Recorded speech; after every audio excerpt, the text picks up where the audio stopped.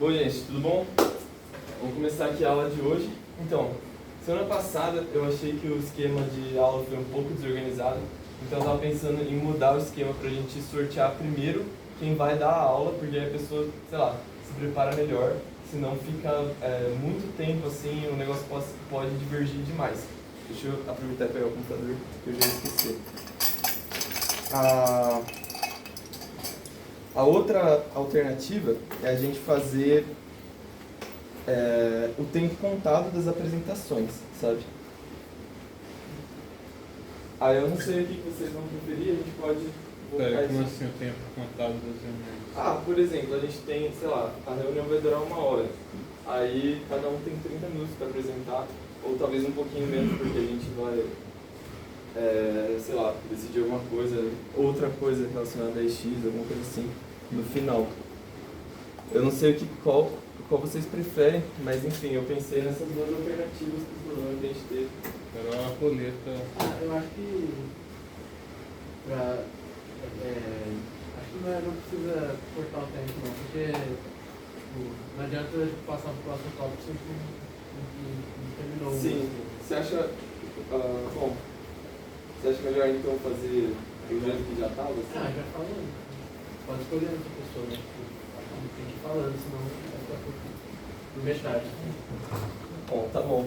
Se você escolher antes, já vai ajudar quem for que apresente para organizar as ideias de forma que apresente elas em 30 minutos.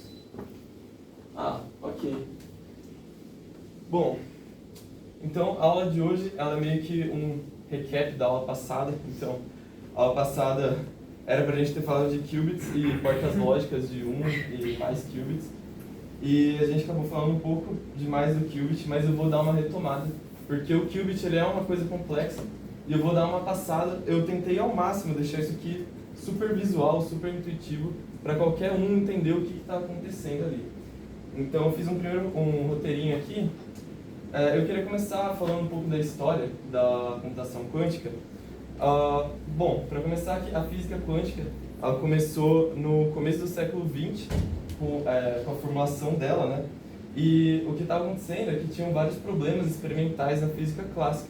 Então, por exemplo, a catástrofe ultravioleta, problemas de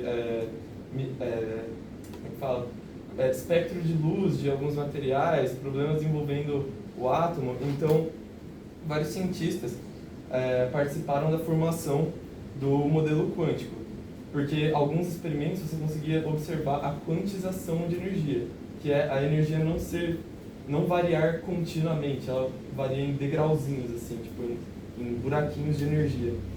Então, nessa época, o pessoal tinha o Schrödinger, que ele formulou a função de onda.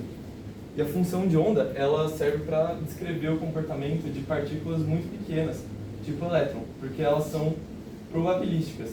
Elas são partículas que você não consegue medir exatamente valores dela como uma partícula clássica. Então, por exemplo, você não consegue saber a posição e a velocidade simultaneamente, a posição e o momento, né, simultaneamente.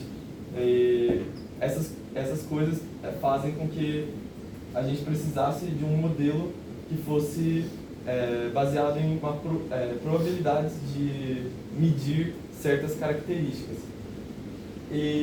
Só que aí que tá. A equação de Schrödinger, ela é uma EDO desgraçada, assim. Então, um pouquinho mais tarde, o Paul Dirac, que é outro físico importante, ele criou uma notação para equação de Schrödinger usando a álgebra linear. A gente vai voltar nela mais tarde, mas enfim, esse é um marco importante para a computação quântica, porque a gente não opera fazendo várias EDOs, a gente opera a função de onda como se ela fosse um vetor. Então, ao invés dela ser uma ondinha e a gente, sei lá, tem que calcular para saber qual vai ser a forma dessa equação, a gente na verdade trata como se fosse um vetor num espaço de muitas dimensões, que é o espaço de Hilbert. Mas continuando a história, e aí depois só foram ter avanços nessa área em 1980, quando o Feynman propôs em uma conferência lá que para fazer simulações de física quântica precisava de um computador que seguisse as leis da física quântica. Então, ele já nos anos 80, assim, eles começaram a propor a ideia do computador quântico. O computador que usa essas leis da natureza para as operações de bits dele. E nessa época também, vários cientistas começaram a perceber que dava para fazer uma máquina de Turing com essas leis da física. Então, uma máquina de Turing completa, né, no caso. Então, foi se formulando a ideia de computador quântico, e aí em 1985 o David Deutsch, que é um cientista importante na área de computação quântica, a gente vai ver o nome desse cara mais pra frente, nas próximas aulas. Ele fez uns algoritmos meio basiquinhos. Ele formalizou a ideia do computador quântico e dos circuitos quânticos, que inclusive a gente vai começar a abordar nessa aula. E aí depois disso, a partir dos anos 90, o pessoal começou a fazer os principais algoritmos quânticos, fazer análise de complexidade, que é estudar como o algoritmo evolui conforme você aumenta o tamanho do problema que ele está resolvendo, e perceberam que tinha algumas coisas que ele otimizava melhor que o computador normal.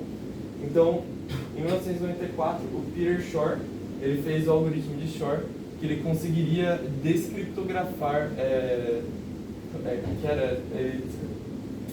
ele consegue Fatorar inteiros. Isso, fatorar inteiros, isso. Ele consegue fatorar inteiros com uma velocidade muito maior que um computador normal. E o Love Grover, ele fez o algoritmo de Grover, ele consegue fazer buscas de listas muito mais rápido também que os algoritmos de busca dos computadores clássicos. E aí depois, a partir de 2000 a 2010, aí os avanços foram mais em implementação. Então foram bolados vários esquemas diferentes do computador quântico, por exemplo, íons presos, ressonância magnética, supercomputadores, fótons. E hoje em dia a gente está nessa parte que a gente tem, sei lá, um aprimoramento das máquinas, porque elas ainda têm muito ruído, né? E os resultados não são tão precisos quanto as simulações. E as empresas grandes estão fazendo plataformas, tipo a IBM, enfim. É uma área que está começando, está engatinhando ainda. E não se sabe o que vai dar daqui para frente.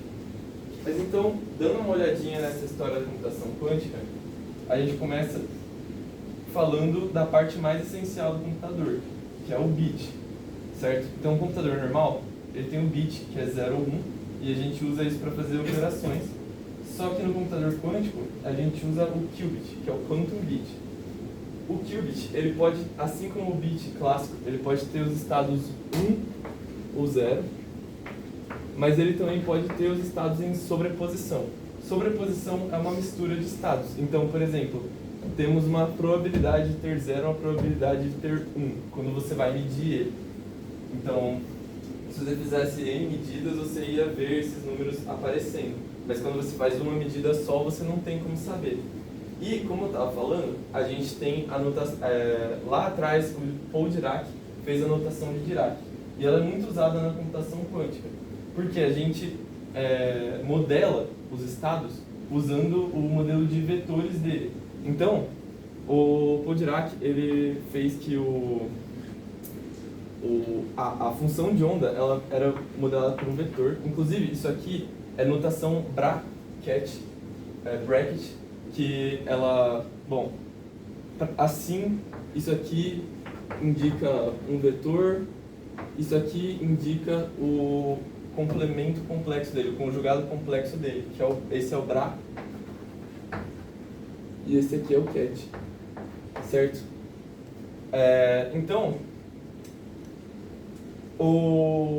para nós, na computação quântica, um estado do bit, ele é modelado com um vetor, que ele tem...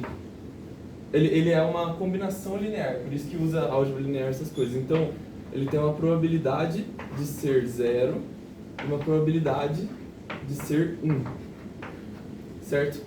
Então, esse alfa e esse beta, eles são números complexos, e eles, quando a gente eleva eles ao quadrado e faz o módulo deles, isso aqui tem que dar 1. Por quê? Isso aqui, na verdade, porque como ele é um número complexo, a gente precisa tirar o fator complexo, então eleva ao quadrado, e tem que deixar o sinal dele positivo, para ele dar sempre 1. Então, isso aqui chama condição de normalização, a gente vai voltar depois. Mas então, esse vetor, ele é uma função de onda, só que a gente representa ele como uma setinha. E ele vive no que a gente chama de espaço de Hilbert, que é um espaço de infinitas dimensões. Então você pode pensar um espaço aqui que a base dele é infinitos vetores. Isso aqui é um abuso, tá? Mas enfim, você pode imaginar que ele é um espaço que você consegue crescer a dimensão do seu objeto infinitamente. E, enfim, como esses números aqui eles são complexos, então o nosso vetor ele habita num espaço de 4 dimensões, ou um espaço de 2 dimensões complexas, que é o C2. O C2 você vai ter uma coordenada real e uma imaginária, e outra real e outra imaginária. Eu sei que eu estou falando bastante coisa de notação aqui, mas é porque, caso essas coisas apareçam em livros, é fácil de entender. Eu estou dando uma explicação aqui do que são as coisas que aparecem no livro. Então, quando o livro fala C2, o C2 ele é meio que equivalente ao R4, que é o espaço de 4 dimensões reais, certo? Então, depois eu vou esboçar umas coisinhas no R4 que vai ficar bem fácil de entender. Então, como eu estava falando, a gente tem a condição de normalização. Qual que é o negócio? Quando a gente tem uma função de onda e a gente, compreende todo o espaço que ela vive, então, como ela é probabilística, a gente precisa ter 100% de chance de encontrar o elétron, ou sei lá o que a gente está estudando, na região que ela está. Então, toda essa... Desculpa.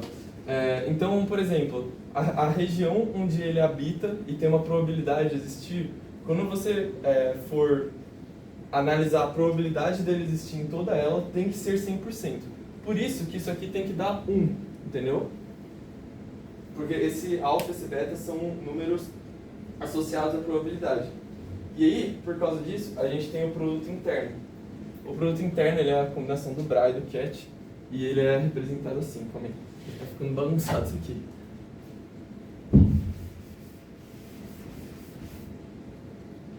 Tá muito confuso, vocês estão tão quietinhos. Estou acompanhando aqui. Posso fazer uma pergunta então? Pode. Eu queria saber, porque quando na outra aula você tinha pedido para ler o livro, os capítulos que eu vou passar aqui, eu fiquei com uma dúvida. Por que o livro fala que não muito é perdido se você pensar no alfa e no beta como números reais, ignorar a parte complexa? Não é muito perdido? Acho que tá dizendo que, although for many purposes not much is lost by thinking of them as real numbers. Apesar do alfa e beta ser complexo, tá dizendo que não perde muita coisa dando só reais. Não, eu acho que aí ele não tá falando literalmente, você vai, fazer essa conta com números reais. É porque você nunca vai saber quem são o alfa e o beta, é porque isso aqui é a probabilidade deles. Então você concorda que por exemplo, eu tenho um estado A e um estado B. Aí eu tenho 30% de chance de medir o A e o resto de 70% de chance de medir o B. Se eu medir e cair A, só que eu medi uma vez e eu não sabia disso, eu não sei qual que é a probabilidade de cair B, a não ser que eu faça várias medidas no mesmo sistema e veja que 30% das vezes caiu A e 70% das vezes caiu B. Então, como você não vai saber eles a maior parte, você nunca vai saber eles na prática, na verdade, não tem é que ele fala para você imaginar não como sendo complexos, porque para as contas fica mais fácil pensar assim, porque se você for pensar em complexos, você vai ter que ficar pensando em 4 dimensões, sabe? Então ele vai ter o A mais BI, aí o outro vai ter C mais DI, sabe? Vai ser uma conta grande. Então se você tratar eles assim, só alfa e beta, e na sua imaginação eles se comportam como real, tá bom, entendeu? Eu não sei se é o caso dessa parte do livro em si, mas se eu escrever cada um desses números complexos como um módulo mais uma fase, a fase global ela sempre não tem significado físico. Então talvez, por exemplo, o alfa, se eu quiser, eu posso escrever alfa como real, tirando uma fase global de lá. Talvez seja isso que ele queira dizer nessa parte, não sei. A gente vai chegar na fase global, inclusive, mas pode ser que sim, na verdade. Lembra que a gente já fez tipo, aquele negócio da esfera de bloco que a gente tinha postado lá, que você tipo, consegue parametrizar daquele jeito com 2 números reais, que é tipo o θ e o φ. Entendeu? Então meio que é equivalente você pensar em reais assim, porque no final das contas aquela coisa que fica pra fora lá, depois de uma medição fica irrelevante, assim, o negócio que falou da fase global. Ok, obrigado. Então, a gente estava na condição de normalização, né? Então a gente tem que ter 100% de probabilidade, isso define o produto interno. O produto interno, ele é o bracket combinado, então a gente vai ter o BRA vezes o CAD, assim. Sei lá, a gente tem nosso... Ele com ele mesmo tem que dar 1.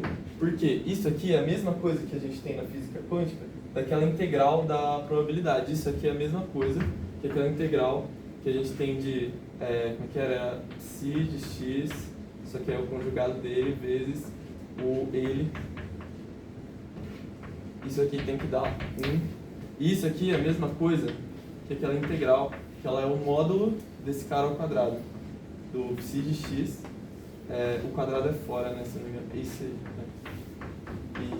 E isso daí tem que dar 1, porque essa aqui é a probabilidade total, a gente tá integrando a função de onda ao quadrado, o módulo dela, completa, tipo, na área inteira que ele existe, então você tem que ter 100% de probabilidade de achar ele ali.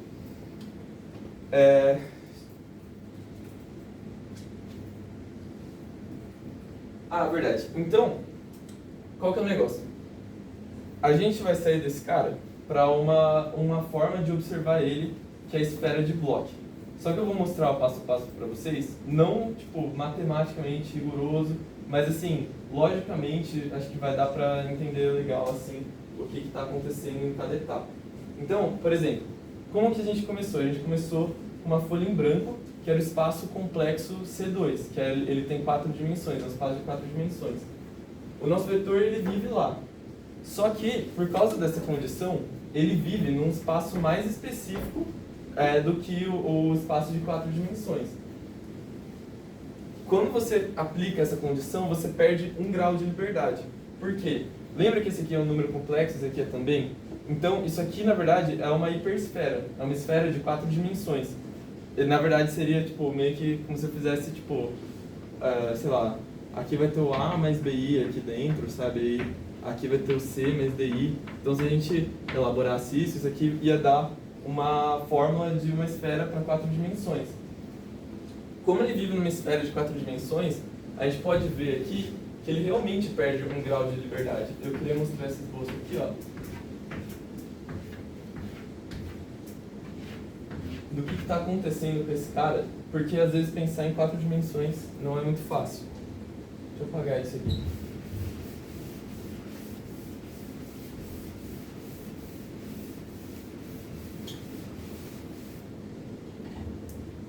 Então, aplicando a condição de normalização, a gente vai ter aqui, ó,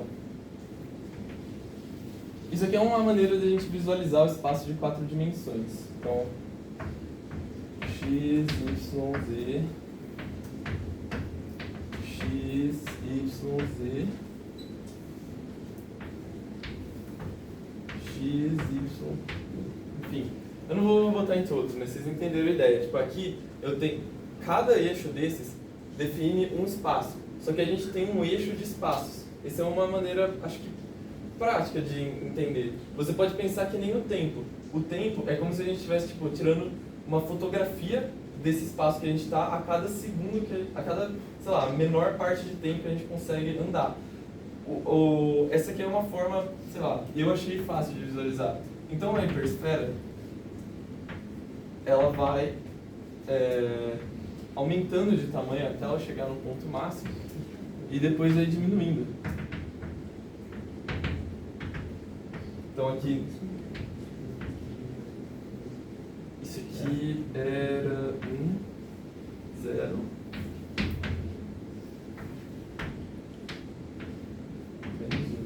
Então, se você for ver, isso aqui parece uma esfera, ó, o negócio vai aumentando e vai diminuindo. Só que a gente perde um grau de liberdade porque essa condição, ela determina que a gente está na superfície da esfera, a gente está na casca de uma esfera de 4 dimensões. Então, efetivamente, é que nem você pensar, por exemplo, eu tenho uma esfera 3D, se eu vivo na superfície dela, efetivamente eu estou vivendo aonde? Num plano 2D. Se você desenrolar a superfície da esfera, ele vira uma folhona, entendeu? Aqui a gente tem a mesma coisa, só que a gente tem uma esfera 4D, que ela, a folha dela vai ser em 3D. E aí depois, gente, essa é a condição de normalização. Depois a gente tem a equivalência da fase global. A equivalência da fase global é uma outra condição que a gente tem por causa do nosso objeto ali, que diz que o nosso vetor ele vai ser igual a ele multiplicado por uma fase, era I, gama, e o vetor, era isso? Eu acho que era isso. Isso, é isso aí. Então, de onde que vem isso aqui? Isso aqui vem da probabilidade de 100%, certo? Vocês concordam? Se a gente tem 100% de chance de achar um negócio, se a gente for botar no gráfico e o negócio tem que ser igual a 1 por causa do nosso produto interno, então ele está confinado na superfície dessa esfera de 4 dimensões. Isso aqui vem do spin. Por quê? O nosso qubit, ele foi feito baseado no spin. E o spin ele tem dois estados, o up e o down. Só que, se você for analisar a simetria espacial do spin, o spin, ele... É que assim, calma aí, vamos falar daquilo de simetria que eu estava falando na outra aula de novo. Um objeto, sei lá, 3D do nosso mundo euclidiano aqui, quando você gira ele assim, tipo uma setinha aqui, ó. Quando você gira ele 90 graus, ele não está mais na mesma posição. Quando você gira ele 90 graus de novo, ele não está mais na mesma posição. Mas, de novo, ele ainda não está, e mais uma vez ele está. Então, uma rotação dele é 360. Um objeto com simetria... esse aqui é um objeto de simetria de classe 1, se eu não me engano. Um objeto de simetria de classe 2, ele é depois de 180 graus, ele volta para a mesma situação dele. Então, por exemplo, se ele fosse assim, ó, se ele fosse se o nosso objeto fosse um retângulo aqui, vamos supor que ele está simétrico, tá? E a gente roda uma vez, ele não está igual, mas a gente roda outra vez, ele está igual. Ó, roda uma vez, ele está de pé, e roda outra vez, ele já está deitado de novo, certo? O spin, ele é um objeto de simetria meio, e o nosso qubit também. Então, o que acontece? Você precisa de duas rotações para ele voltar. É como se eu desse uma volta aqui e agora ele não tá, eu dei 360 graus, ele não está mais apontando para esse lado, ele está apontando para esse lado, entendeu? E aí a gente precisa dar mais uma volta para ele voltar para a posição inicial. Então, isso aqui também explica aquele negócio do, sei lá, como é que era? Era o SO2, é o duplamente, envelopa duas vezes o S3, né? Um negócio assim. Então, e explica por que tem um θ sobre 2 na fórmula que o Murilo mostrou. O Murilo mostrou, inclusive, na aula passada, que dá para chegar nisso aqui também a partir das matrizes de Pauli, que é um outro jeito de escrever, né? Então, o que isso aqui está dizendo é que, assim, a gente tinha o nosso espaço de 4 dimensões. Então, real, imaginário, esse é o real alfa. E aí vamos, sei lá, o nosso espaço de 4 dimensões, ó, vamos supor que isso aqui é um eixo diferente, tá? Então ele não está na mesma direção. Real, beta, e aí, sei lá, deitadinho aqui só para ficar 3D, imaginário, beta. Se a gente fizer uma rotação desses planos, então, por exemplo, assim, eu fizer uma rotação aqui e aqui, isso é igual ao ponto inicial. Uma rotação dupla volta para o ponto inicial. E aí a gente perde 1 grau de liberdade. E, enfim, por causa dessa simetria meio, um negócio que eu tinha explicado melhor... Oi, desculpa, pode. É só uma questão de que, tipo, Essa questão que você está falando agora me parece ser o fato das matrizes de Pauli elevadas ao quadrado sempre retornar a identidade. Isso. Mas essa questão da fase é até onde eu sei, um corolário imediato dos postulados da mecânica quântica, vai valer para qualquer sistema. A questão da fase global. Tipo, se ele não tiver spin meio também. Qualquer sistema. Sério? Sim. Acho que eu estudei errado, então. É um corolário das postulados da mecânica quântica. Eu sei que eu fui pesquisar e eu vi que tinha a ver com a simetria espacial do sistema, sabe? Mas, enfim, eu não sei explicar, na verdade. É que a ideia da aula não é eu sei tudo, sabe? A gente vê e compartilhar os negócios. Então, acho que eu posso estar bem errado aqui. É porque a fase claramente muda o vetor que você do seu espaço de Hilbert. Uhum. A fase claramente muda, são vetores diferentes. Mas quando você aplica um processo de medição, qualquer processo de medição vai ignorar qualquer fase global. Isso, tipo, se você pegar, sei lá, pega os postulados mesmo e bota essa fase aí, você vê que essa fase some. Porque todos os processos de medição, a fase global não vai ter significado físico, só as fases relativas. E isso vai funcionar para qualquer sistema quântico, até onde eu sei. Bom, como eu estudei, a medição ela é uma... Quer dizer, até onde eu estudei, na nossa representação na esfera de Hilbert, a medição ela é uma projeção no eixo, né? Então, assim, vai ter uma projeção... É que a gente já vai chegar na esfera de Hilbert, mas a esfera de Hilbert ela tem o 1 e o 0, né? Esfera de Hilbert, o que eu tô falando? Esfera de Bloch, desculpa. E aí, quando você faz, sei lá, a gente, tá aqui no equador, isso aqui é uma esfera. E a gente faz uma medição, não importa onde você tá aqui, porque esse equador, ele dita a fase do sistema.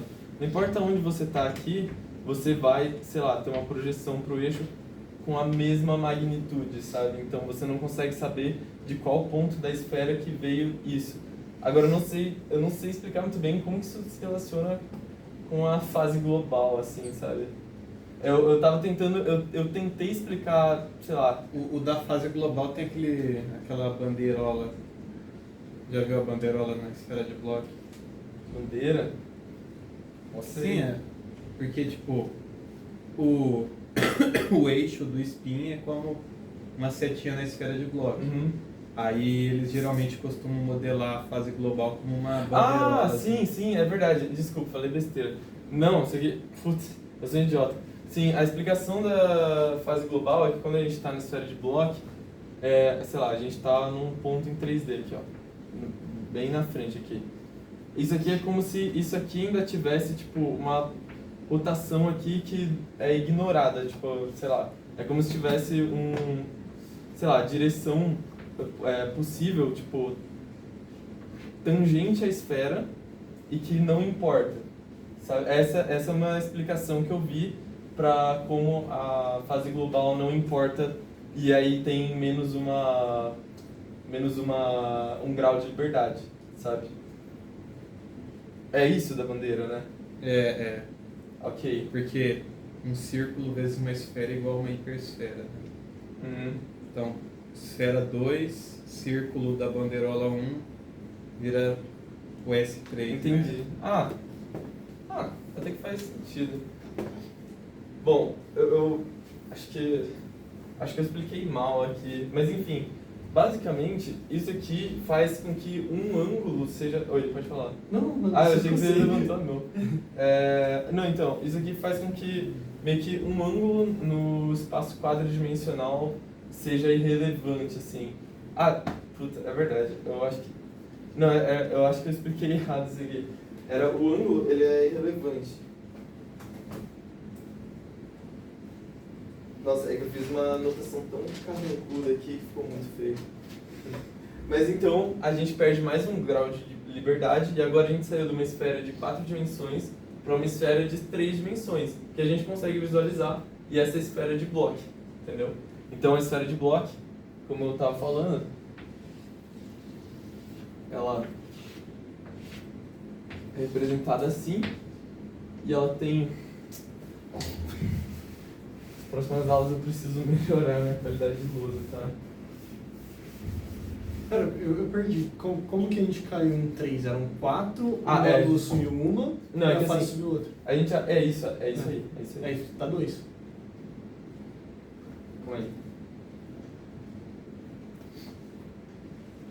Não, desculpa.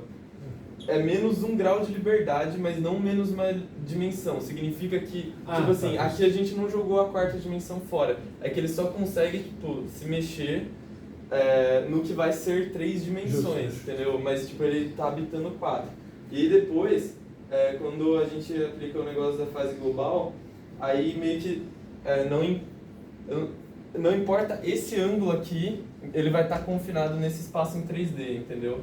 Então, tipo, a gente confinou para uma locomoção em todo o espaço 3D, se eu não me engano, e aí depois a gente confinou para um pedaço no espaço 3D, que é a superfície dessa esfera 3D, entendeu? Então sim, na verdade isso aqui são 2 dimensões, porque é o envelope dessa esfera.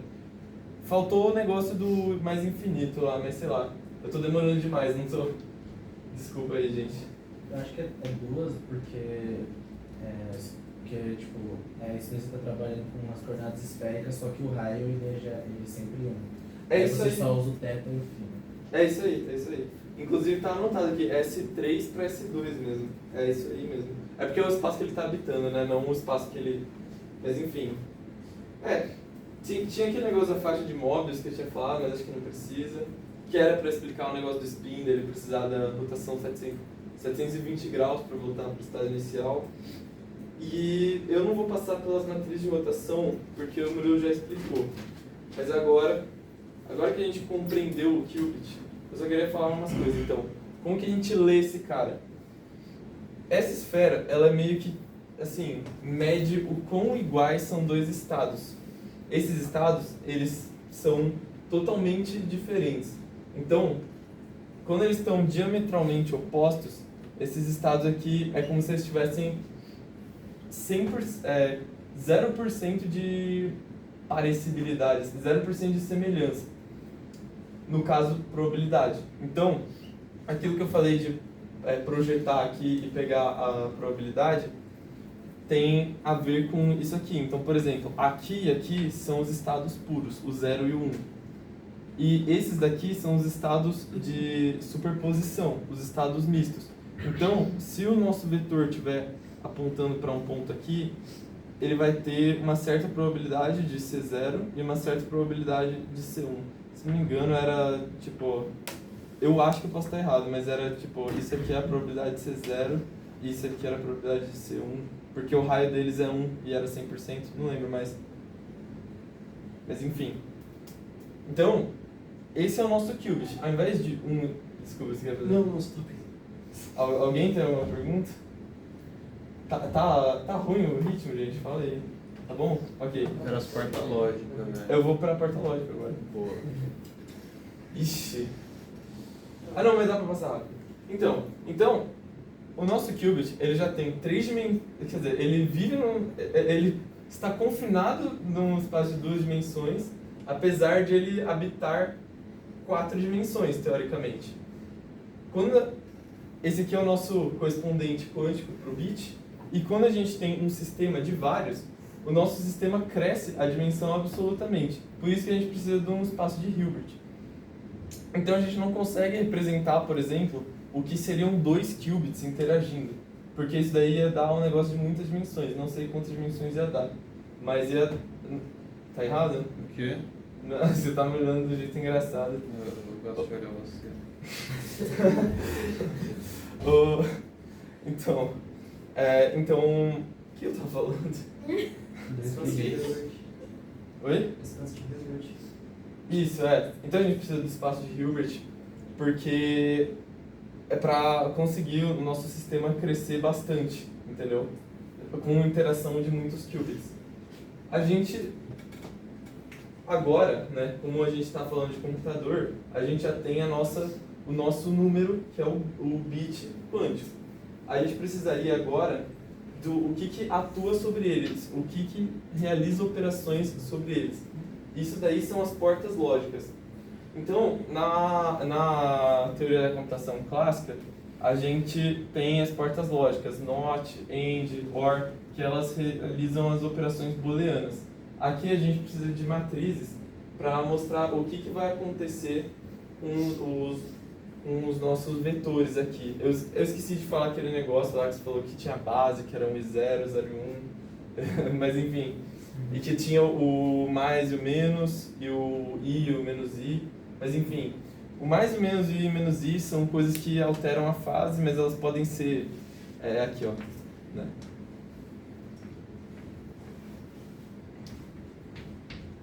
E aqui no fundo é i, não, menos i, e aqui na frente é o i, tá?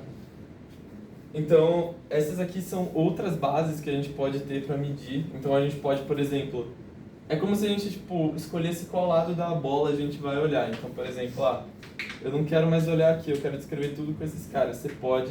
Eu quero escrever tudo com esses caras. Você pode. Porque isso daí tem a ver com aquele experimento de Stern-Gerlach lá, que a gente falou na última aula. Eu não vou entrar muito nisso que o Murilo já falou. Agora é portas lógicas. Então, a gente precisa de coisas que operem no nosso estado quântico. Então, a primeira porta lógica é a mais fácil, é a identidade, que ela só é a matriz de identidade mesmo. Então, faltou falar que o vetor era representado lá, mas a gente pode falar isso agora. Esse vetor aqui, como é que era? Ele era 0, 1, né? E o outro é 1, 0. Não lembro como isso. Acho que isso. Quando a gente faz essa operação, esses caras só vão ser eles mesmos. Então isso aqui não muda nada. A questão é que, como a gente...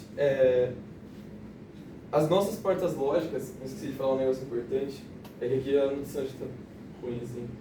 As nossas portas lógicas, elas têm que ter uma condição de matriz, que elas têm que ser unitárias e elas têm que ser hermitianas, não lembro mais.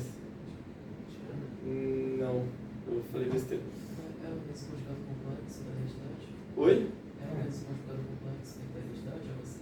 Isso é unitário. Isso é unitário. Bom, a nossa condição é que ela tem que ser unitária, porque a gente quer preservar o produto interno, que dá 1. Preservar o produto interno é preservar a probabilidade de dar 100% quando a gente mede. Então, quando a gente faz uma operação, a gente não quer que essa operação, sei lá, dê 200%, entendeu? Por isso que ela... Oi, desculpa. Qual a definição de unitário que a gente está usando? Desculpa, provavelmente eu falei de um jeito muito informal, mas assim... É a matriz vezes a conjugada complexa. Isso, A resposta tem que dar a O identidade. Dagger U... Isso, a adaga. Isso, é igual a um I, né? Essa é a definição formal de ser unitário. Se a matriz for as entradas complexas, isso é a mesma coisa de transformação preservar a norma. A norma usual. Falei. Por isso. Falei. Uma rotação, basicamente. Oi? Basicamente uma rotação. Não pode ser... Não é uma rotação. Não é uma rotação. A rotação seria tipo. Uma rotação, né? Seria tipo a matriz ser invertida, ter o determinante igual a 1 e ser invertível. Nossa, não lembro. Agora, essa daí é tipo outra coisa. Isso aqui é importante elas serem unitárias porque preserva a norma. E deixa eu lembrar por que é importante elas serem unitianas. Bem, Não, é só uma. Pode ter várias geometrias que não são.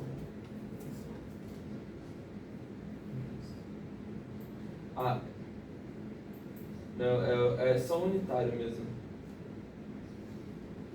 Os operadores hermitianos são para observáveis, isso aí é outra coisa. Desculpa, gente. Mas enfim, então, a identidade é a nossa porta lógica mais básica. A gente tem a X, que é a NOT, que ela é... Deixa eu pegar. Porra.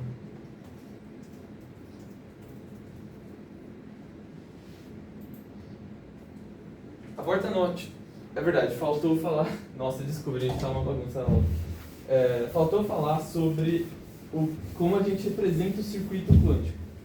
Porque o nosso circuito clássico... Nossa... eu podia ter apagado os negocinhos que a gente ia falar? Tá bom, desculpa.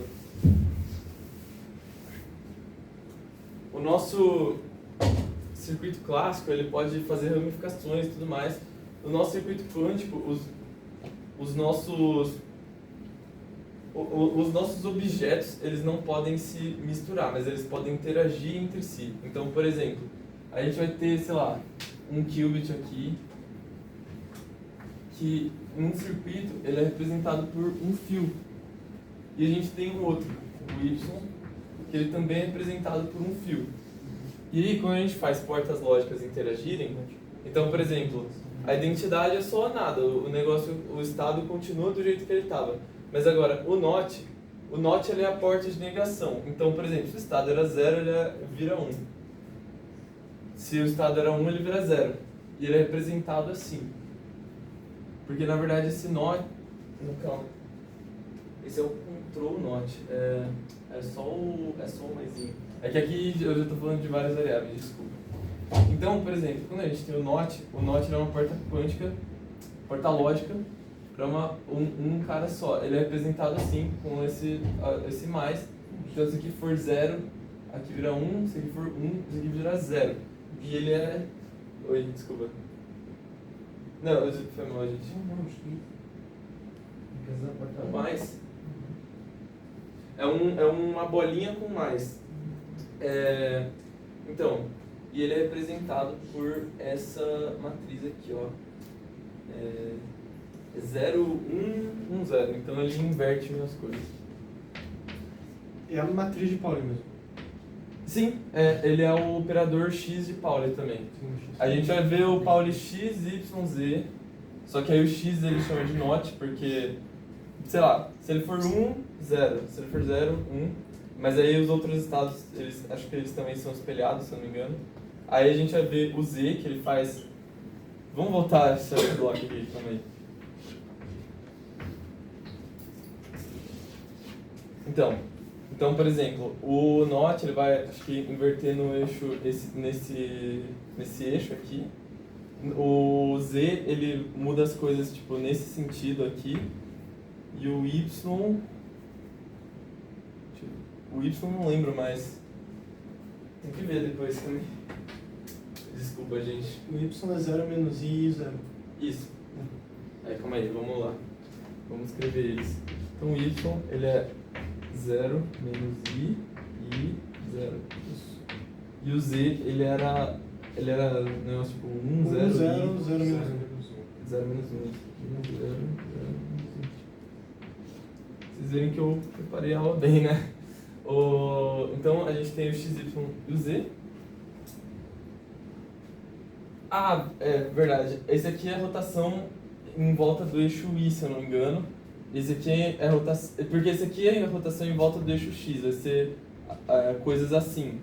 Aí o Y, esse aqui é o eixo Y, então ele vai ser coisas assim, se eu não me engano. E o Z é coisas assim. É aquele sentido que eu falei, sabe? Então, o Z muda a fase do negócio ali. Falta o Hadamard, que ele cria uma superposição. Eu tenho que lembrar ele também. Era sobre raiz de 2.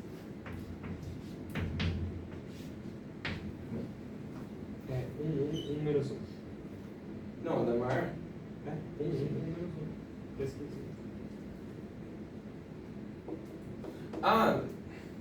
Não, mas é raiz de 2. É que ele botou raiz de 2 pra fora. O Hadamard. 1 menos 1? Tá.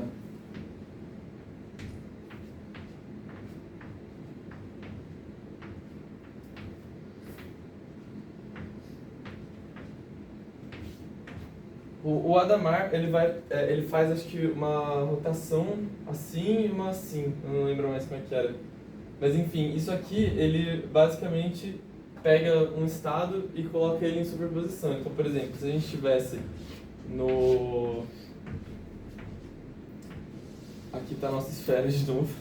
E, sei lá, se a gente estivesse no 1, se eu não me engano, ele ia jogar para o equador, sabe, da esfera, alguma coisa assim. Porque aí aqui ele tem 50% de chance de ser 1 ou 0.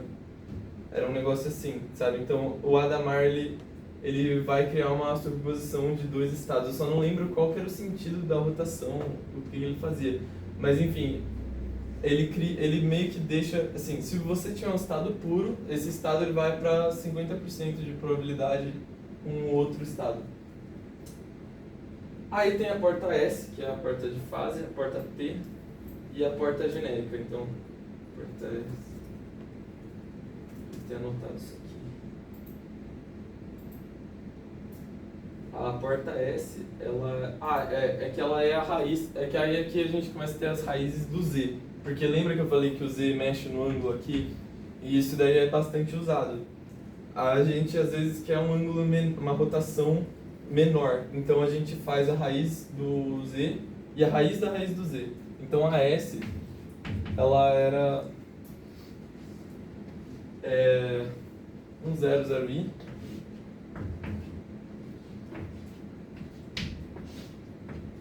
E o T, ele era a raiz disso. Era...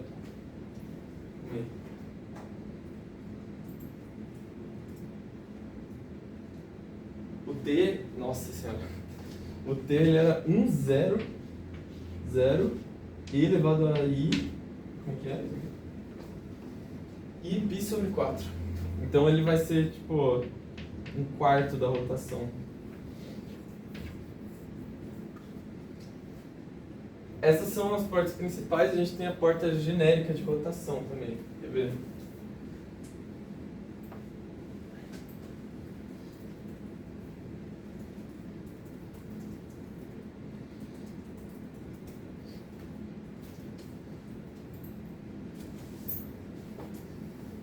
Era aquela que era E alguma coisa, tá no livro lá.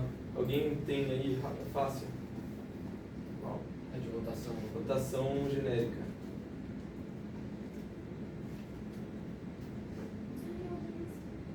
Deixa eu ver.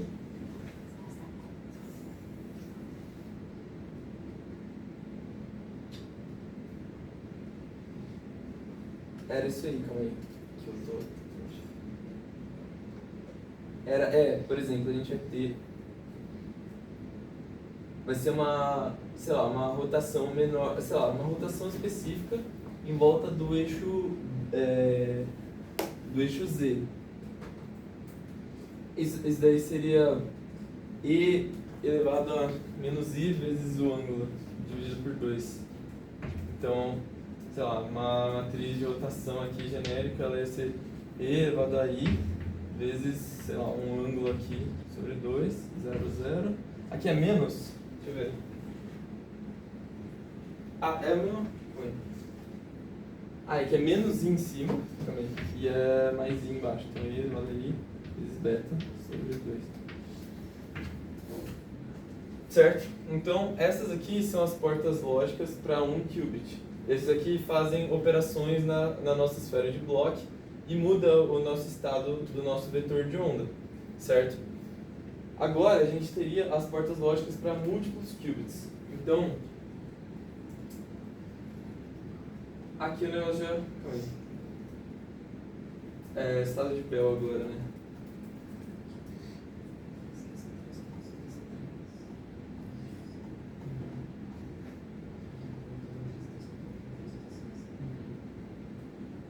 Eu errei ali.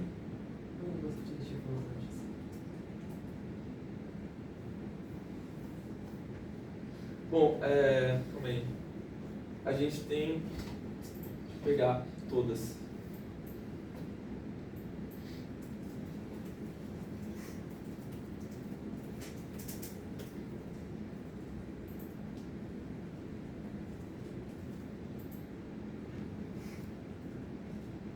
Tá, então, a nossa...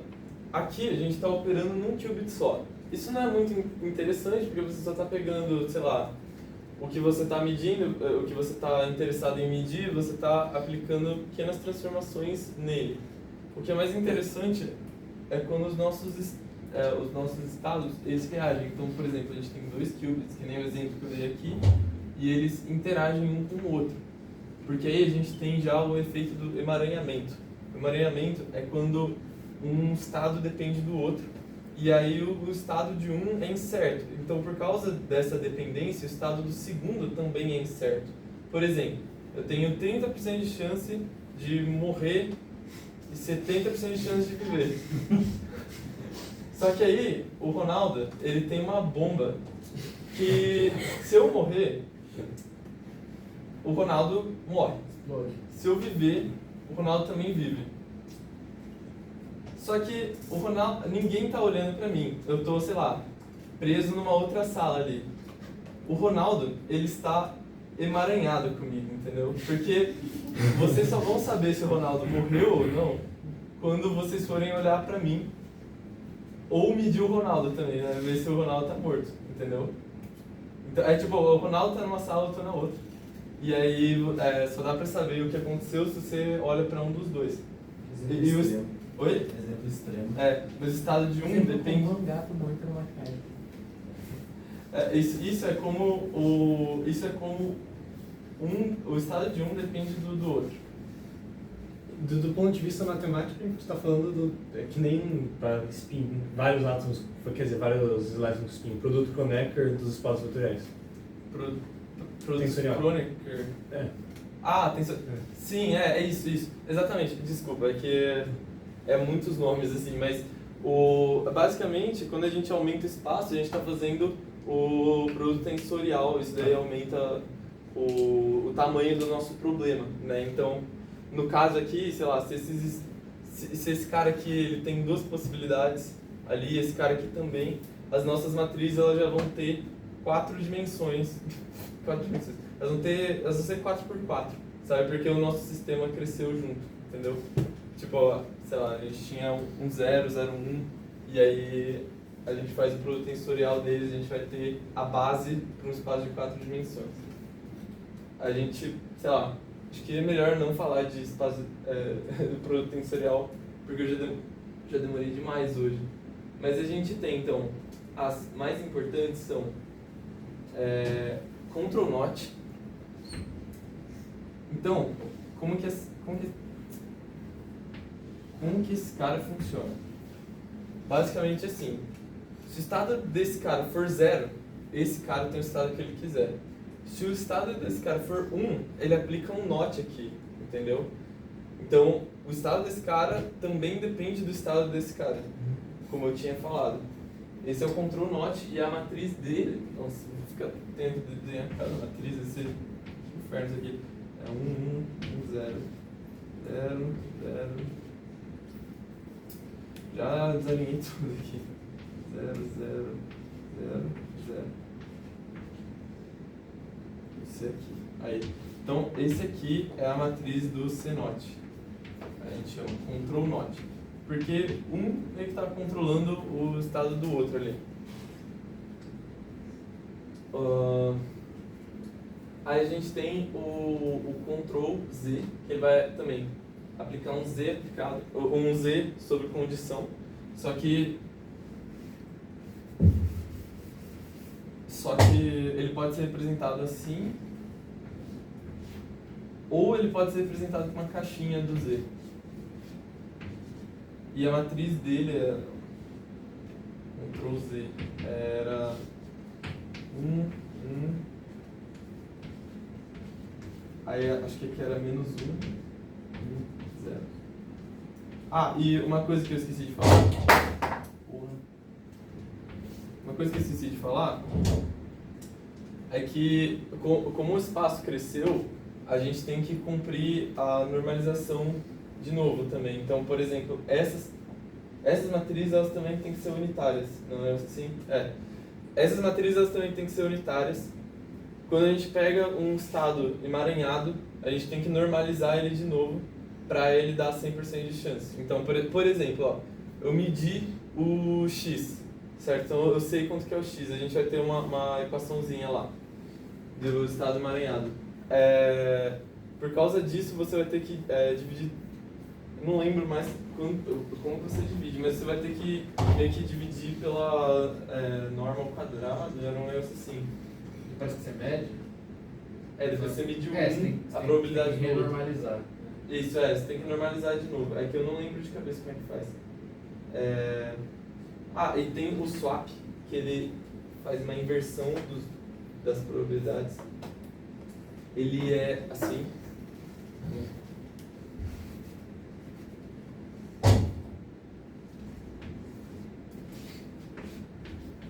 X. E a matriz dele era. O que era?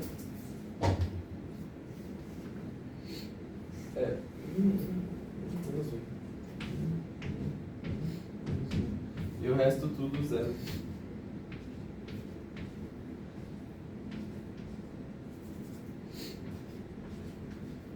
Esse aqui é o swap.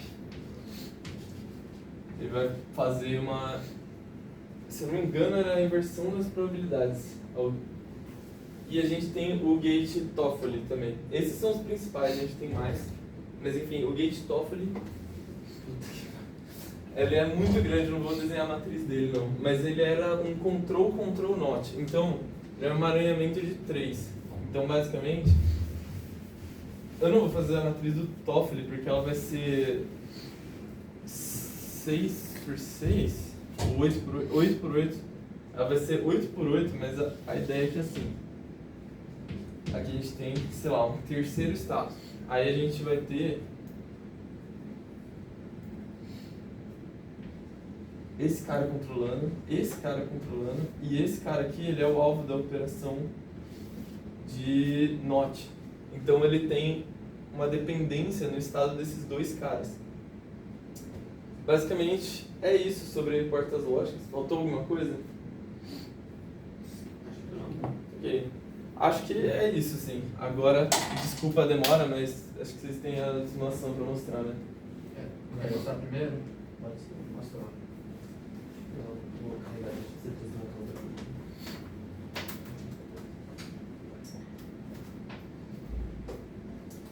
Você pode continuar gravando se vocês querem. Se vocês não quiserem gravar, eu posso parar ali. Pode continuar. Tá bom. Não sei se eu consigo mostrar a minha última que vazar de porto. Putz, foi mal.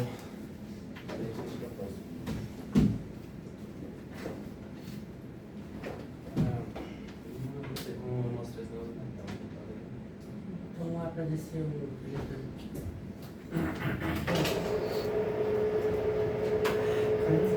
Oi?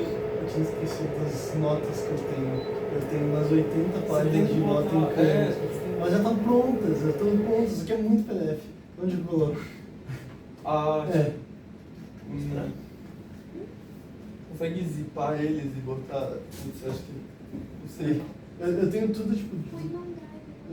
Ah, tá. Eu tenho, tipo, desde o início da mecânica quântica até o spin meio feito. Em muitas páginas. Tela, assim, tipo, Ah, acho que é. Eu não sei. Não, pode pôr lá, mas aqui eu não sei. Pra você não ter que colocar um de cada vez, que tem aquele limite de coisa no Discord. Eu acho que você. Ou você faz um drive, põe. Sei lá. A gente tem a conta não, tem a nossa conta do grupo, depois eu passo pra você. Acho que pode ser. Aí Pode eu botar no consigo drive atualizar do grupo, depois. que não ocupa o seu espaço de drive. Ou você, sei lá, zipa parte, sabe? Tipo, vai zipando em pedaços, aí você faz parte 1, parte 2. Não é melhor apagar, né? É, apaga a luz, eu vou apagar ele.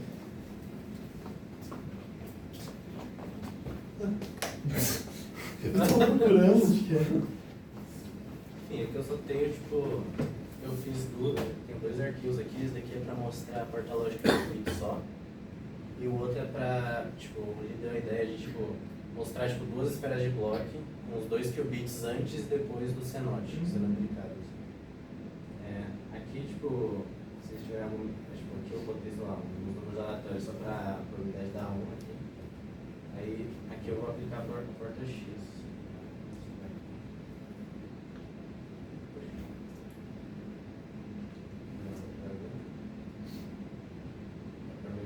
O azul é como ele estava antes e o vermelho como estava depois. Aí dá pra ver que ele rodou pelo tipo, 180 graus no eixo X, né? Esse cara. Acho que é 180. Eu tenho que, tipo, eu tinha algumas, aí conforme o Caio tava falando, eu fui adicionando, porque eu não sabia dessa. Mas enfim, tem que aí, só também. Posso mostrar. Uma inversão. Essa biblioteca é o Qiskit, né? Mas aqui é só tipo o matplotlib. Ah, ok. Caraca. Tinha o Qiskit, mas eu Tinha o não. lixo. Eu acho que era meio. Tipo, era pra coisas mais, sabe, complicadas que isso e tipo, dava mais difícil de mexer, sabe? Isso que eu sabe. Enfim, dá pra também mostrar o negócio lá da superposição da Hadamard, né? Que ela cria a superposição igual.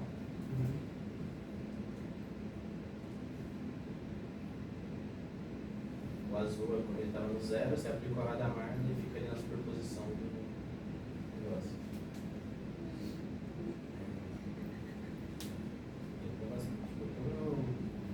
Deixa eu ver as portas que tem aqui. Tipo H, X, Y, Z, S, T.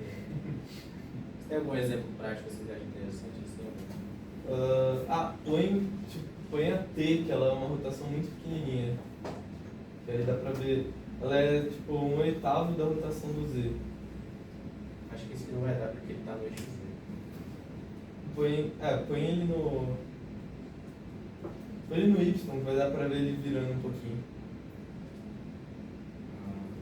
Não protege.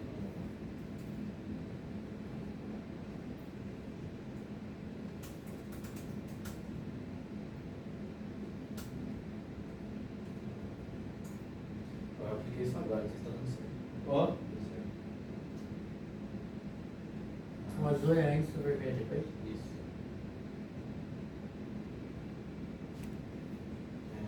Dá pra, sabe, se alguém tiver alguma ideia específica, dá pra mostrar aqui.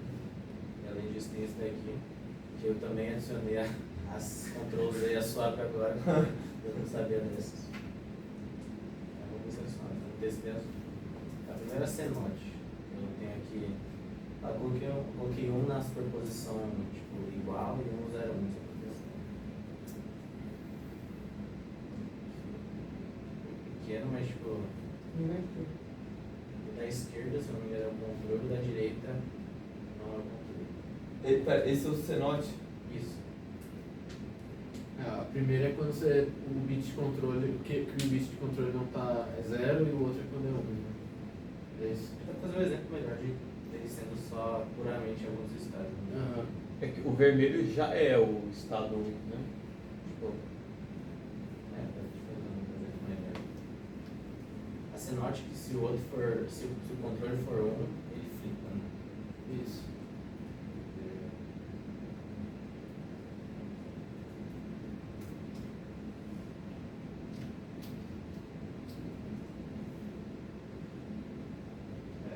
Ó. Aqui tá no 1, então ele flipou o. Como é que você tá fazendo pra plotar? Você tá rodando a probabilidade? Ou... Não, esse daqui só, tipo, eu pesquisando assim, achei um stack exchange assim, de, tipo, como passar o alpha e o beta pras coordenadas da esfera de block. Aí depois eu pego isso e passo de novo pra cartesiano. Aí eu ploto, tipo. Ah, tá. Talvez alguém saiba melhor, mas tipo, eu acho que, se eu não me engano, tem uma condição pra você conseguir representar desse jeito assim, com duas esferas assim, que é se for separável o estado, uma coisa assim. Se não for separável é quando você não consegue representar ele com uma combinação de produtos de Kronecker. É isso aí. Porque quando não ser separável é ser emaranhado, basicamente. Assim. Aí fica insuficiente você fazer essa representação aí. Mas se for separável, rola de fazer dessa forma. Vamos clicar Ctrl Z e é a mesma coisa.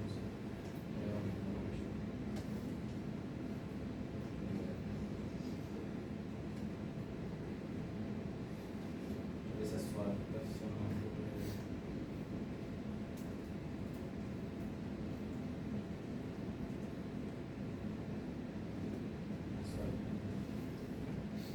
Enfim, eu ensinei isso agora, não cheguei a testar pra ver.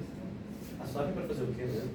Era pra inverter as probabilidades dele, se não me engano.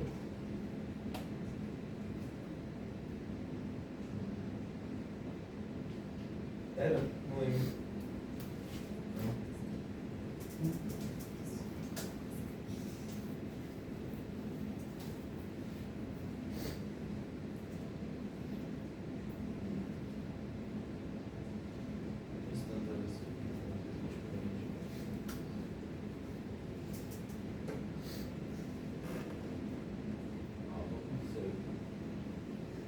Qual que é essa porta? É a sua.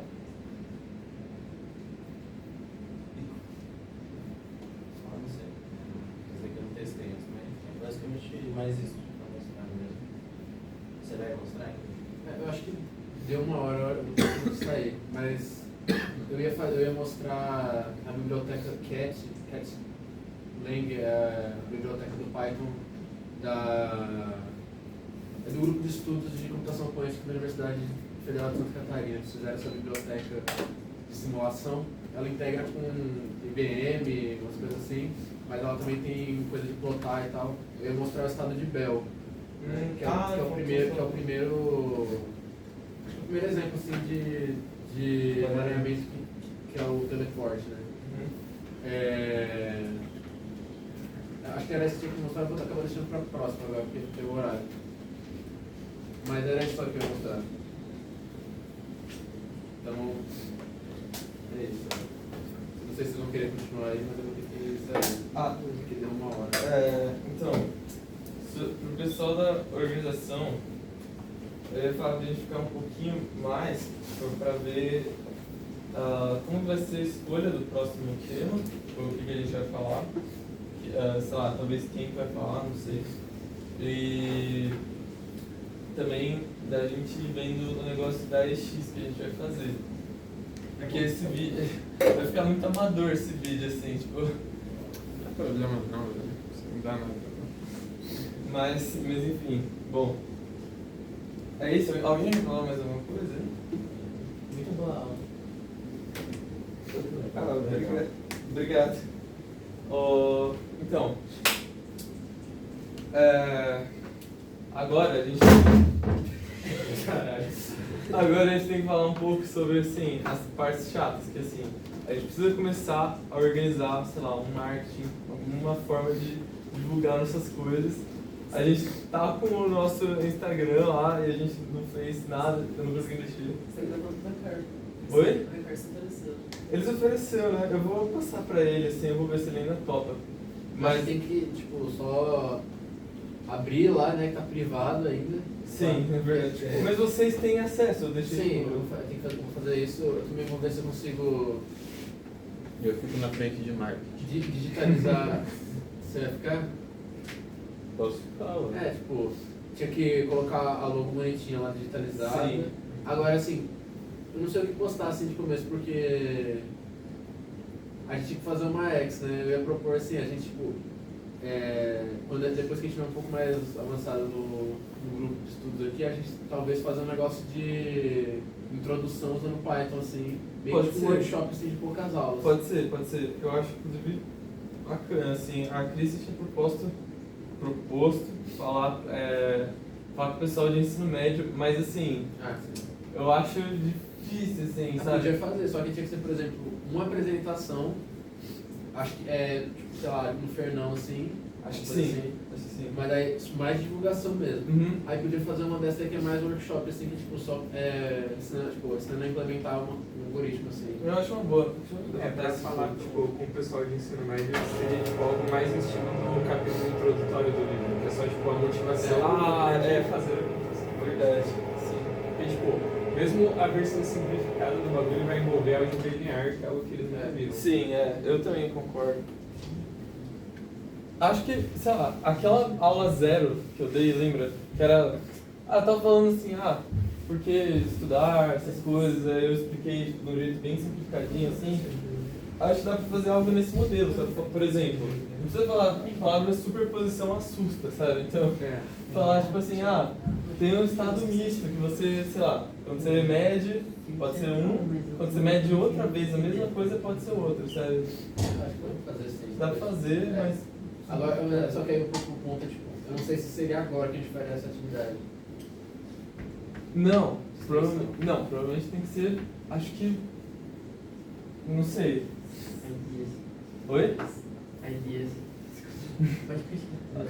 Oi. Provavelmente se eu tenho horário às 9 horas, tem o terapia. Pode. Sim. Não, aqui era só. Isso é só pra gente conversar, tipo, com parte da organização. Você só veio inclusive. pra ver a aula, tipo. Que se o pessoal vê só pra ver a aula, se vocês quiserem ficar, pode ficar, mas vocês, tipo. Não tem mais nada. Se vocês estiverem com pressa, Inclusive, Eli, se você quiser ir, eu te passo depois. Tá. Não, a gente já acerta pelo menos o tema da próxima e eu vou. Sim. Ah, tá, isso, verdade. Boa. Tema da próxima. Eu acho que, pra falar na próxima, assim, fica assim, então, pra... Eu mostro o estado de Bell lá na simulação, rapidinho. Aí eu acho que tipo, pra próxima seria legal falar tipo, um pouco mais de circuitos, assim, tipo, explicar a notação de circuitos. Ah, eu acho que eu... E tipo, coisa de medição do circuito, como que é o diagrama de circuito. Eu acho que tipo, falar de circuito. Tá de Bell, circuito. Mas vai ter um capítulo associado ou a gente vai só... Tem capítulo desses caras. Na ordem, acho que no livro em seguida já tem isso daí, não tá? Sim. Sim. O 1.3.4, que tipo, a sequência direta já é circuito. E aí eu acho que tal, eu não sei, só que não sei quanto tempo vai levar o negócio, entendeu? Mas tipo, tava pensando em falar já tipo um algoritmo. Mostrar a Tem o notação dot primeiro, assim. puramente, se você usar a biblioteca CAT, Aham. ela é bem simples. Tipo, Sim. E você consegue escrever o bagulho em código e aí você já tipo, plota o circuito desenhadinho. Sim. Então você acha que dá pra falar já tipo, no primeiro algoritmo, na próxima? O de dot? Dá pra pegar o de Dodge, que é simples. Eu acho que é o Simples. primeiro assim que vai ter. Sim. Ô, Kaito, Oi? a Lia tava falando aqui, pra gente oficializar o grupo, a gente não precisa de atas registradas ou precisa? Ajudar na formalização. Ata de reunião, você fala? É que a nossa reunião... no ICMC, eles deixam a gente fazer reunião estilo grupo de estudo. Então, por exemplo, o Data começou tipo, nesse estilo. Aí é que eles pediram, tipo, pra formalizar, eles pediram um semestre de atividade. Isso, Só que ficou, eu não sei, tipo, ficou um pouco, tipo... um pouco, Sim. não dá pra saber direito, tipo assim, o que eles consideram como atividade. Se fizer, tipo, alguma outra atividade de extensão, isso já vai ser considerado uma atividade, ou se tem que estar, tipo, por exemplo, tudo isso que tá acontecendo tem que estar registrando pra dizer que tá contínuo o negócio. Tentando consultar, tipo, ainda, no que Eu que não- considera. Não. Na física... A física vai ser o mais chata possível. com Vai, certeza. né? A Cris já tá falando pra gente ver a EX. Provavelmente tem que ser, tipo, alguma coisa, sei lá, acho que eles vão querer que a gente faça algo para as crianças. Então, a ideia lá, deixa eu terminar de anotar, inclusive. Mano, Heisenbreja, tá ligado? Que porra é essa? É o Fight of Science, aqui já vai ser agora. Não, tá eu ligado? falo, pô, o rolê do carta quântico, tá ligado? Não era cartaz. Ah, tá bom, mas esse daí é a atividade, sei lá, de intenção nossa, né? Atividade de integração. Integração, atividade de integração nossa. Abre a caixa, não sabe se é uma cerveja ou uma água, tem que tomar. O que você falou para a próxima aula também? O primeiro algoritmo, Isso. o algoritmo de Dot. Você não sabe se a cerveja vai ser alcoólica até beber ela, tá É ligado? isso, perfeito. Você não sabe se vai ser vodka ou água. Até já, né? Tchau. Eu não sei se dá tempo, assim. Mas o negócio do Portugal vai ser tipo, bem rápido da minha parte. Aí os outros dois a gente sorteia. Sim. Desculpa fazer a aula tão extensa hoje. Não. Foi mal. Se vocês estiverem interessados em matemática mais rigorosa, eu posso fornecer. Eu acho que, tipo assim, Manda na lá, ordem tipo. do livro, é porque, tipo assim, tudo isso que a gente tá vendo agora, a gente tá indo pela ordem do livro, que é o Nielsen, né? O primeiro capítulo era, tipo, motivação. Então, tipo, em motivação, ele já fala do primeiro algoritmo. E toda essa parte aí já é tudo em motivação. Aí o capítulo 2, aí eu acho que ele começa a, tipo, explicar um pouco mais de fundamento, assim, tipo, os postulados de mecânica quântica e a parte de matemática. Essa aula foi do capítulo 1, mas o Kaita já roubou algumas coisas do capítulo 2. Porque no capítulo 1 ele já aprofunda menos ainda. Eu acho que depois que a gente passar dessa primeira parte, a gente pode pegar uma parte só pra falar só de formalismo, assim. Sim. Entendeu? Em computação quântica especificamente, não sei tipo, como longe dá pra ir assim, porque tipo, muita coisa tipo, é caso particular, sabe? Tipo assim, é tudo, por exemplo, tudo dimensão finita aí vai ser. Maravilhoso. É verdade, Então, tipo assim, por exemplo, o negócio do tipo, espaço de Hilbert, tipo, foda-se, vai ser tudo dimensão finita aí. Então, isso já facilita muito. Então tipo, a formalização que tem no livro Não, tipo assim, não chega em coisa muito complicada não. Mas fala do produto de crônica e tudo. Tem e... coisa que fica mais difícil assim, mais pro final. Tipo assim, algoritmo de Shor usa transformada de Fourier quântica, sabe? Ah, tem alguns algoritmos que é tipo um transformador de Fourier quântica. É. Lá mais pro final, é que não sei se a gente vai demorar muito pra chegar nessa parte. Se for chegar na parte de informação quântica, tem umas partes complicadas. Ah, é verdade, também. isso daí é difícil. Mas, tipo, porque o livro é de computação quântica e informação quântica. Tudo uma teoria de transporte de informação complicada, assim. Mas, tipo, eu acho que dá pra gente pegar uma parte depois só pra falar de formalismo. De computação quântica eu ainda não sei tanta coisa assim, mas eu me sei em líquidos de spin. Então, Aham. a parte sim. disso aí é de matemática volume. Mas então, só uma dúvida. O θ sobre 2, ele não é tipo sobre o... Quer dizer, ele não é sobre a simetria do negócio? Ah, a gente viu isso não? Não, o teto Então, a gente viu matematicamente, a gente viu as matrizes de Pauli e o negócio do envelopamento, mas eu queria saber, tipo, o que isso significa fisicamente, sabe? Ah, sim. É que essa parte é matemática. Toda matriz 2x2 pode ser decomposta numa constante vezes a identidade, mais alguma coisa vezes sigma x, alguma coisa sigma y, alguma coisa sigma z. Você decompõe assim. E aí se você quer, normalmente você quer diagonalizar isso aí. A identidade a identidade já está diagonalizada, vamos falar assim. Ótimo. Aí tem toda essa parte. Essa outra parte você escreve como sigma, a sigma como um vetor de matrizes, produto escalar com um vetor unitário com um módulo, uma constante multiplicada. Aí para você diagonalizar todo esse negócio, fica fácil. Porque aí sim, você pega essa conta, pá, na mão, faz uma vez na vida, e depois você vê que o resultado é cosseno de θ sobre 2, e menos i φ sobre 2, mais seno de θ sobre 2, e elevado a e. Quer dizer, o primeiro elemento é esse, mais seno de θ sobre 2, elevado a i φ sobre 2, menos, esse é o primeiro outro vetor. Aí o segundo outro vetor é a mesma coisa, só que você bota um menos. Ah, não. Sem próprio seno com cosseno. Então, o Murilo fez a demonstração, inclusive, com as matrizes de Pauli na última... de Pauli.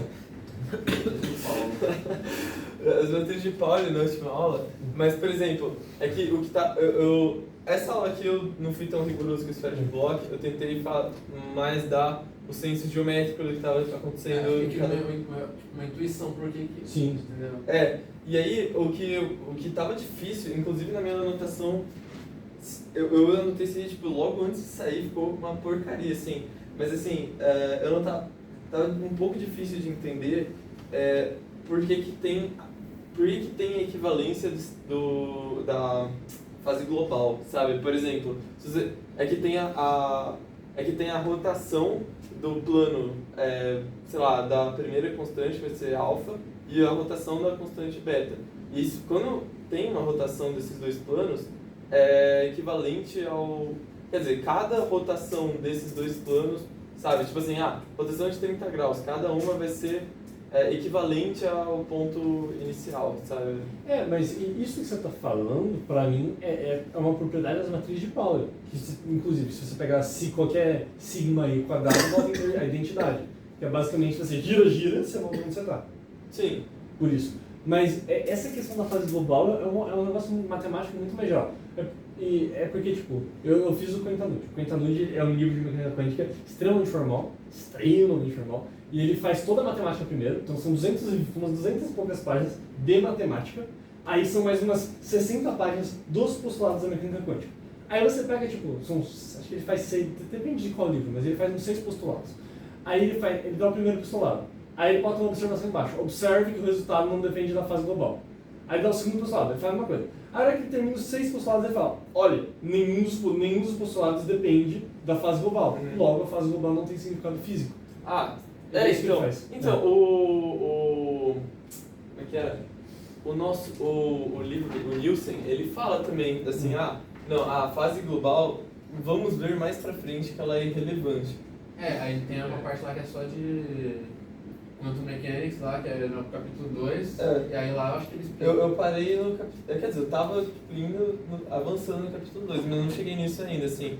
Mas assim, é porque, por exemplo, a esfera, ela, tecnicamente, ela não precisa dessa correção do sobre 2 no θ. Porque, por exemplo, você vai querer a esfera de 0 a π, sabe, no ângulo no ângulo no eixo Z, sabe? O ângulo no eixo Z, assim. Certo. Você vai querer 0 a π. E aí, por causa dessa normalização, fica 0 a 2π.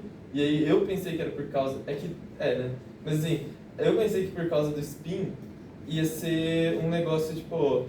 Quer dizer, ia acabar encompassando esse negócio de, tipo, você precisa de 2 rotações para você voltar para o mesmo estado. Porque você precisa de 0 a 2π para ir de um estado a outro. E mais 2π para voltar, entendeu? Certo. Por isso que eu tava pensando na questão da simetria, sabe? A fase global, assim, tenho bastante certeza, mas posso estar errado, eu tenho bastante certeza que é uma propriedade geral. Posso estar errado, mas é que ele apresenta, se você pegar o capítulo 2 do Quantitanude, que é o capítulo sobre... Quer dizer, o capítulo 3 do Quantitanude, o capítulo 2 é sobre matemática. O capítulo 3, assim que ele fala dos postulados, ele fala, ó, é evidente que a fase global não importa em nenhum sistema físico, e é isso. A não ser que eu tenha entendido errado. Mas eu acabei de ler. Mas eu espero que eu tenha entendido certo, porque senão eu fiz algumas besteiras já. Mas enfim, eu acho que é isso. E a questão desse negócio dos spins, da geometria, o que você está falando, para mim faz sentido, mas eu não tenho tanta certeza, porque tipo, na física a gente dificilmente faz conta com geometria. A gente dificilmente, inclusive, usa a formulação matricial. Normalmente a gente decompõe na mão em matrizes de Pauli, e aí o resultado de uma diagonalização é imediato, porque a gente já sabe, porque mas a matriz de Pauli forma uma base, você faz. Então você decompõe tudo em matriz de Pauli e sua vida está feita ali. Eu aprendi do pior jeito, fazendo infinitas diagonalizações até aprender que eu podia decompor em matriz de Pauli. Então... Viu? Não, eu só ia falar. Você não quer sortear as pessoas dos temas? Verdade. Sim, verdade. Tá. Boleto, então? O primeiro já vai ser eu mesmo, que eu ia falar hoje. Isso. Agora os outros dois, aí tem sorteio. Circuito algoritmo 2. O foda é tipo assim, não sei se a pessoa vai estar presente, entendeu? Mas acho que... Se não tiver presente, a gente sorteia na hora. Porque essa é a ideia, todo mundo estuda, né? Eu vou estudar de novo. Eu não sei, vocês querem continuar fazendo do outro jeito? Querem tipo, sortear? Oi? Não, pode ser antes, acho que é melhor pra preparar. Melhor pra preparar. Tá bom. Cadê o... Bom.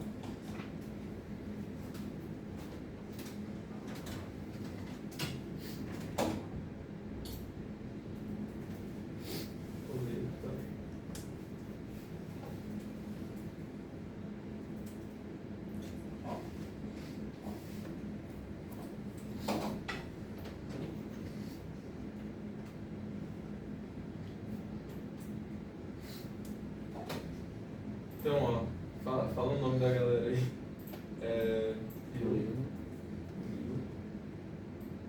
Paulo. Não vai eu, porque eu tô... Quer dizer, um desses dois eu acho que pode ser eu também, sei lá. Eu posso colocar você e o Rezende pra apresentar também? Acredito que sim, pergunta pra gente aí. O quê? Seria o que a gente vai apresentar. É que se for algo muito específico de computação quântica, eu preciso de mais tempo, eu tô atrasado. Mas se for de quântica, e especialmente de matemática, eu tô tipo... Essa parte do começo tá, tipo, simples, assim. Vai ser só as coisas, assim... Nesse livro aí, essa parte inteira, o capítulo inteiro, tudo de motivação, dá o que eu acho que é 30 páginas, 20 páginas, todas. Eu acho que é motivação. muito pouco. Tipo, um desses tópicos vai dar pouquíssimo, assim, né? É coisa bem... É verdade. É motivação o negócio. Não é pra ser complicado. É claro, tipo, no meio da motivação... Pode pôr, desculpa, pode falar. me perdoa. Pode pôr o nome do Rezende. Tá bom. Então, tipo, no meio dessas coisas de motivação, surge uma dúvida e acaba caindo tipo, numa toca de coelho, assim, de ficar aí no fundo. Igual o negócio do θ sobre 2 lá, na primeira, que você não tava, mas na primeira, eu já comecei, tipo assim, todo mundo tinha lido a primeira parte do livro, viu a parte da parametrização lá, por que é θ sobre 2? Só que dava pra ir bem fundo nesse negócio, entendeu? Então, tipo, vai, tipo, às vezes é uma coisa de motivação, mas se você quiser, tipo, complementar com alguma coisa, assim, de explicando mais a fundo por que é assim e tal, dá pra ir, sabe? Mas a ideia é que depois a gente fizesse uma parte só de formalismo. Falta alguém? Ó, eu, Murilo, Não tá Raul. na tela aí. Não tá, então, eu não tá pegando aqui, eu não sei fazer isso aqui. Como que eu ligo? Como que vocês Ah, não, ligam? só fazendo o seu mesmo. Tá bom.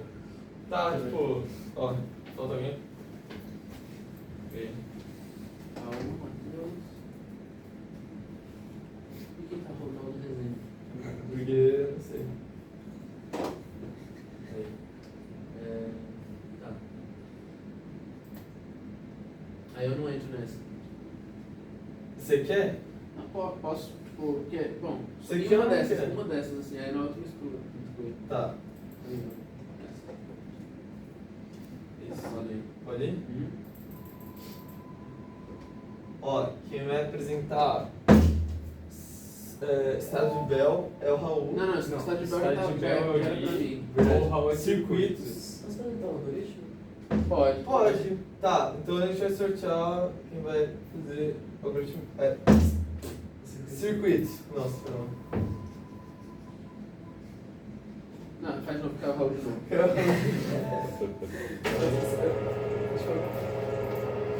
Estrutura que você faz. Presente. Desenho. Ok. Então a gente vai falar de circuitos. Dá uma pisadinha nele. Tá, eu vou mandar no Discord lá, marcar ele que tem um capítulo do livro, vamos passar tudo assim. Bom, Vocês querem que dê depois eu prepare uma aula de notação de Dirichlet, tipo, do zero um pouquinho mais quadradinho? Pode ser. A gente deu uma olhada na aula do Murilo, o Murilo deu uma falada. Eu falei, tipo, superficialmente, sabe? Eu falei que era um vetor, mas que nem, dá pra ir fundo nisso também. Por exemplo, tem um negócio de tipo, explicar o que é um covetor, o que é um espaço dual, sabe? Você queria falar disso, né? Essa parte é legal. Pior que eu achei legal essa parte. No livro aqui, tipo, eu não sei o que mais ele fala de algoritmo nessa primeira parte. Ele fala de um algoritmo ou outro, assim. E a próxima parte já seria, tipo assim, coisa mais de formalismo. Aí se você quiser entrar nisso que eu te falar. Show. Eu tenho umas 2 páginas, inclusive, de discussão de cat generalizados, bagulho assim, mas acho que aí também não precisa tanto. Acho que não. Nossa, é que eu fiz tanta anotação no negócio. Aliás, deixa eu parar de gravar, já acabou. Bom, obrigado por virem, gente. Sim.